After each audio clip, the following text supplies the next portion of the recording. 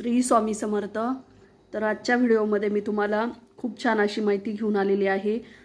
तळतळाट लागणे म्हणजे काय आणि कशामुळे तळतळाट लागतो, तळतळाट लागल्याने आपल्याला कोणत्या प्रकारे नुकसान होतं, हे संपूर्ण माहिती आजच्या व्हिडिओमध्ये आहे।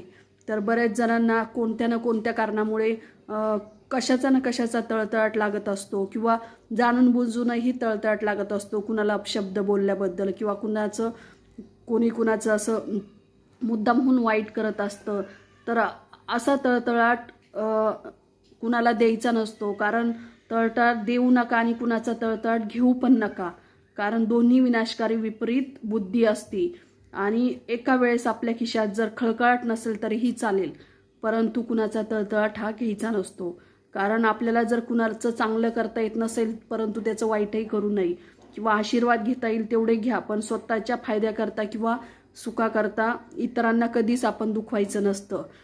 आपल्याकडून त्यांच्या म्हणजे दुसऱ्यांचं चांगलंच झालं पाहिजे किंवा त्या व्यक्तीचं कल्याणच झालं पाहिजे, अशा पद्धतीने आपण दुसऱ्यांबरोबर वागणूक आपली असली पाहिजे। परंतु दुसऱ्यांकडून आपण काही अपेक्षा ठेवणं किंवा आपण केलेल्या कामाबद्दल त्या व्यक्तीकडून अपेक्षा ठेवणं म्हणजेच हे आपल्या फायद्या म्हणजे आपण स्वार्थी आहे असं समजलं जातं। त्यासाठी आपण कुणाचा विनाकारण तळतळाट घ्यायचा पण नाही आणि किंवा कुणाला विनाकारण त्रास द्यायचा पण नाही। तर जर कुणाला तळतळाट हा कशा प्रकारचा असतो, तर जर कुणाला शारीरिक त्रास दिलेला असेल, मानसिक त्रास दिला असेल किंवा कोणत्याही आर्थिक प्रकरणाबाबत त्या व्यक्तीला खोटं बोललेलं असेल किंवा त्यावरती आपण ज्याला म्हणतो की तोंडघशी पडलेलं असेल किंवा खोटं बोललेलं असेल किंवा कोणत्याही प्रकारचा त्याच्या सहनशक्तीच्या पलीकडे आपण जर एखाद्या व्यक्तीला त्रास देत असेल किंवा कोणाचा निष्पाप मन आपण दुखावलेला असेल कारण नसताना, किंवा कोणावर अन्याय होत असेल किंवा कोणत्याही प्रकारचा धोका आपण जर दिलेला असेल कुणाला, किंवा त्या व्यक्तीचा आपण तळतळाट घेत असतो अशा प्रकारे, किंवा कुणाची छळवणूक होत असेल व त्यामुळे त्या व्यक्तीला असह्य मानसिक वेदना होत असतील तर तो नक्कीच तळतळाट असतो। कारण त्या व्यक्तीच्या मनाविरुद्ध घडत असतं आणि त्या व्यक्तीतून चुकून कळत नकळत त्या व्यक्तीच्या मनातून जर आपण तिला त्रास दिला तर कळत नकळत त्या व्यक्तीला मनातून आपल्याला ती श्राप देत असती किंवा वाईट व्हावं याचं असं म्हणत असती, तर तोही एक प्रकारचा तळतळाट असतो। तर त्या व्यक्तीच्या मनातून कळत नकळत कोणताही चमत्कार किंवा दैवी शक्ती नसतानाही एक प्रचंड अफाट किंवा मानसिक नकारात्मक ऊर्जा त्या व्यक्तीच्या शरीरातून बाहेर येत असती किंवा त्या व्यक्तीच्या तोंडावाटे येत असती।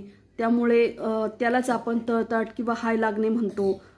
किंवा एखाद्या व्यक्तीला आपण समोरच्या व्यक्तीच्या अपेक्षेनुसार आपण कार्य यशस्वी होत नाही आणि झाले तरी ते बिघडते। तर तळतळाटचे तोटे कोणते आहे, तर अपेक्षेनुसार एखादी व्यक्ती यशस्वी होत नाही किंवा ती कितीही कष्ट करते तरी पण त्या व्यक्तीला त्यात यश भेटत नाही। आलेलं तोंडापाशी घासा आलेला त्या व्यक्तीचा निघून जातो किंवा त्या व्यक्तीला अनेक प्रकारच्या वेदना सहन कराव्या लागतात। तर आयुष्यात आपण किती खरे वागलो किंवा खोटे वागलो, फक्त दोन व्यक्तींच्याच याच्या परमात्मा आणि अंतरात्मा यामुळेच आपल्याला कितीही आपण परिपूर्ण असाल तरीही तुमच्यामुळे एखाद्याचा मनाचा दाह होत असेल किंवा त्या एखाद्याचं मन एकदम होरपळून निघत असेल, तिला खूप त्रास होत असेल, तर नक्कीच तुम्हाला त्या प्रकारचा तळतळाट लागत असतो। त्यासाठी आपण कुणाला कधीच त्याचं मन दुखवेल किंवा त्या व्यक्तीला त्रास होईल किंवा त्या व्यक्तीच्या मनावरती वाईट परिणाम होईल किंवा तिला जाणून बुजून त्रास दिला असेल तर नक्कीच त्या व्यक्तीचा आपल्याला श्राप भेटतो किंवा त्या व्यक्तीचा तळतळाट।